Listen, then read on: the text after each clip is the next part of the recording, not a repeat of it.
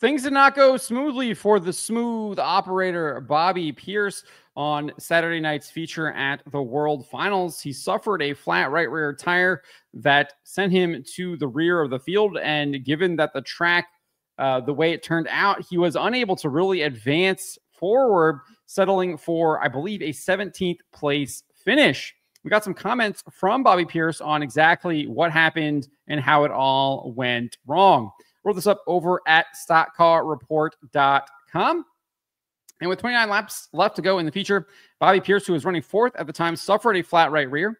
After his crew changed the tire, Pierce attempted to fight his way from the back, but was only able to salvage a 17th place finish. We can look at exactly what happened here from the World of Outlaws highlights.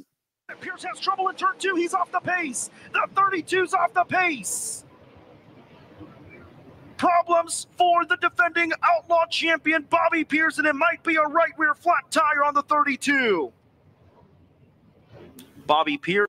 And indeed, it was a right rear flat tire. He would get it repaired and go to the rear of the field, but was unable to really make a charge through the field, was unable to kind of repeat what happened at the Prairie Dirt Classic. And he kind of explained what happened while speaking with DirtOnDirt.com following the race. He first explained what happened with the tire, saying, I think it blistered because it was going flat for so long. DirtOnDirt.com's Kevin Kovac also shared this. Extensive blistering was evident around the edges of the rubber, not from him running too hard, but apparently because the tire had been losing air from some sort of unfortunate failure. In Kovac's coverage on DirtOnDirt.com, he also said that something similar happened with Cade Dillard, who also suffered a right rear flat tire later on in the race. So clearly something was going on with these tires and the track there. Pierce then shared more details, revealing he felt the tire going flat a little earlier in the race. He said, I felt like it was pretty good early in the race, but I kind of felt it going. I do think somewhere around then, while close to Madden, it might have started going flat. And then once it did that, then it started blistering because it was overheating. So then I got looser, and then the restart, it probably would have been a decent restart on the top, but obviously that tire was going, and I knew it. But you always want to stay out there just in case, because I've had moments where I was just like, I think my tire is going flat, but it could be like a broken shock or something weird. So I stayed out there and kind of waited for it to finally blow out, and blow out it did. After he changed the tire, Pierce said that the track just was not good for passing and moving forward from the rear. He said this, we got the tire changed and we didn't really have a good racetrack to get back through the field. They worked on it, farming the surface before the feature, but there's so many laps running on it here throughout the weekend. I think the big blocks and sprint cars, all them guys don't want the track to be completely reworked before their races. But whatever it is, the late models race best here when we get a really fresh track. Like last night, he's obviously referring to Friday night when we raced first in the features order. So that the late models raced first, and I think they had the sprint cars, and then it was the big blocks raced last. Memory serves. I know the late models raced first, right? And that was the best race all weekend. So I think they need to race us first for a good track. Tonight, though, there just wasn't anything there. I 100% agree with him there. Friday night's race was by far the best race of the weekend, and I do think it was because I think they took like 30 minutes or more to basically refarm the track after I think some of the last chance qualifiers, etc. And they put on a show. The track was absolutely fantastic. Saturday night, it really was kind of, you better pass someone on a restart or you're not really going to be passing anyone at all, especially because we had those cautions coming out so regularly.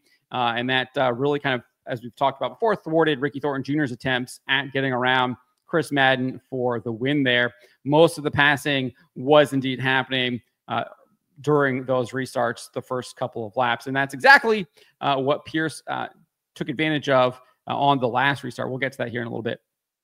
So he went on and said, tonight, though, there just wasn't anything there. And then he explained how bad the track was. He says, when I went back out, I was terrible.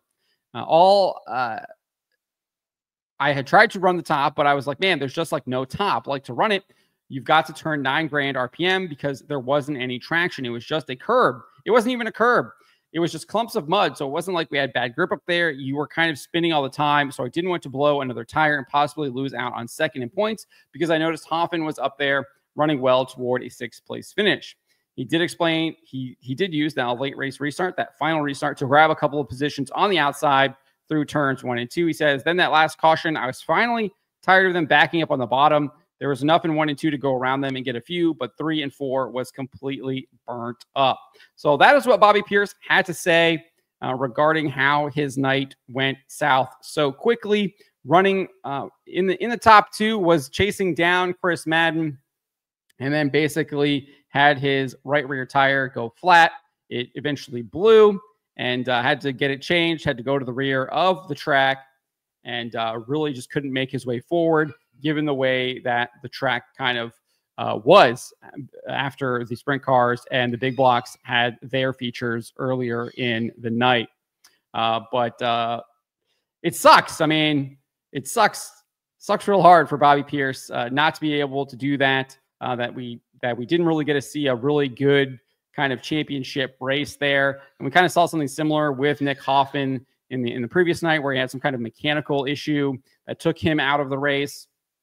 And so it's a shame that we didn't actually get to see these guys really kind of duke it out on the track, see if Shepherd could have to like run down Bobby Pierce, get inside that top 10. And if Pierce would have been able to have something for Chris Madden, it's a shame that we didn't really get to see that. And this flat tire pretty much took that out of Pierce's control.